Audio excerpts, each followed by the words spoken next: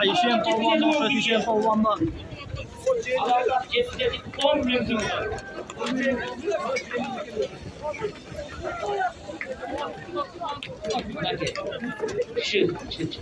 Sudyalar ne oldu? Eser bir eser. Buna işe palvan.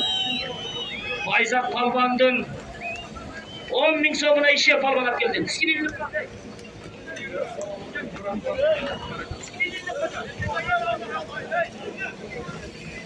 Buna işe al çapkanı şunday koladık ya. Kapı olmayız buna ağı iletsin bay. Adeti çıkırma da bay gör. Dağı salın lazım buna çıka. Kıçına kıç koşula versin. Gel bir şey yapayım. Assalamu alaikum. Assalamu alaikum. Şu toyga gelgen mehmanlar. Nereyiz? Zamirken niye hoy tilek bilen? Toy verip namazımız. Niyet iskecelden uğray lekesine üçesine de. Geriye mazıt.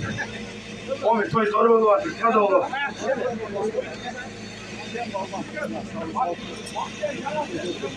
Öyle mulaktan bak palvandın can aksın palvan.